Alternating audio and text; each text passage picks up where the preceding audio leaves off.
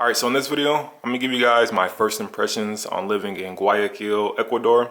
Keep in mind, I've only been here about a week, and these opinions are subject to change. Let's talk about the first point, which is the weather. Now, for some of those who don't know, Guayaquil, Quito is the capital, but Guayaquil is the largest and most populated city in Ecuador, and it's located along the coast. So the weather here is warmer, it's more humid, but the great thing is that I'm here during the cool season. I've heard from May to December, pretty much the second half of the year, there's less rain and it's not as hot, which is very interesting because I'm like, man, it gets hotter than this, and people are like, yeah. However, there are some days though when the clouds come in and the city cools off, or if you're near the Malecon where you have that breeze that comes off the water, man, feels absolutely spectacular. But at night, I'll say the weather is the best. You do have some humidity, but it cools down a lot, making it perfect to get out the house and just go hang out. The next topic is going to be the food. And I'm going to say something that's not going to be popular with countries in neighboring regions. But Guayaquil, remember, we're on the coast, so it's known for seafood. And I have to say, I've tried ceviche in Colombia and in Peru. Hands down, my favorite is Ecuador. Ecuadorian ceviche. I've been eating it probably for like 1 week straight, and I'm probably gonna eat some more today. It's that good.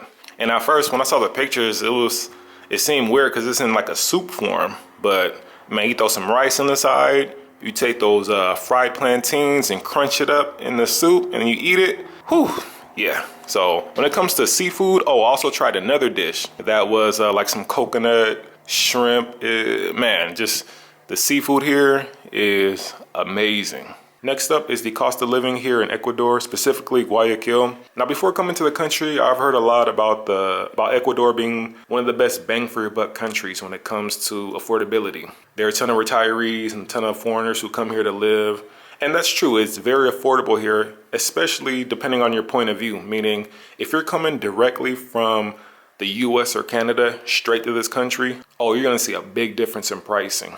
Uber rides are a couple dollars, a full meal, depending on where you go, right? If you're going to more of a smaller restaurant, it could be like $3. But keep in mind, I've been living in South America for some time, so I'm pretty much immune to like the affordability in this region. Coming here to Guayaquil, I was kind of expecting it. Let me just say that I don't see that much of a big difference compared to other major cities I've been to. And I think that's mainly due to the exchange rate. In some of these other countries, it's like cryptocurrency. You know, your bank account when you wake up can be 20, 30, 40% more due to the exchange rate against the dollar. Whereas in Ecuador, they use the US currency. So I don't really see that big of a difference. So all in all, I'm sure possibly in other towns and other cities around the country, it's a lot more affordable. But coming from other major cities in South America, I don't see that big of a difference so far here in Guayaquil. Now, the next first impression is related to the things to do here. Guayaquil, from what I heard before, is basically like a stopover city. It's where people come to before they go to the Galapagos Islands. And I kind of see why. This is a port city. And so when it comes to things to do, you can see all the touristy sites, I would say 2 days. That's pretty much all you need. So I don't think Guayaquil in and of itself is like focused on tourism. Where I think Guayaquil probably, its superpower will probably be its nightlife. Right now there's a lot of restrictions, so only bars are pretty much open and they have like a certain maximum capacity or whatever.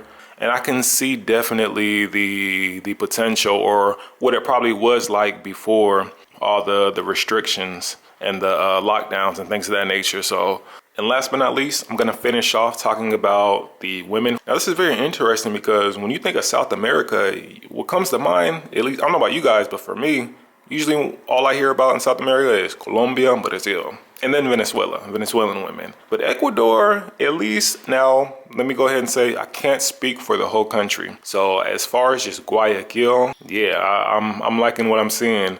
And I think one of the reasons why you may not hear a lot about Ecuadorian women is due to its location. Because if you look on the map, right above Ecuador, before you get to Ecuador, you got to pass through Colombia. All right, and I think most men will probably, once they get to Colombia, they're like, oh man, they pretty much just stop there. So yeah, I think that's probably one of the reasons why you may not hear a lot about the women here in Ecuador. So far in Guayaquil, I'm liking what I'm seeing. All right, but with all that said, I'm gonna go ahead and end it right here. These are just my first impressions living in Guayaquil, Ecuador. Keep in mind, like I stated earlier, these opinions are subject to change. So I will be making my final thoughts of living in this city towards the end of my trip here. But again, I'm gonna go ahead and end it right here. Hope the video has helped you, and I'll catch you guys in the next one. Deuces.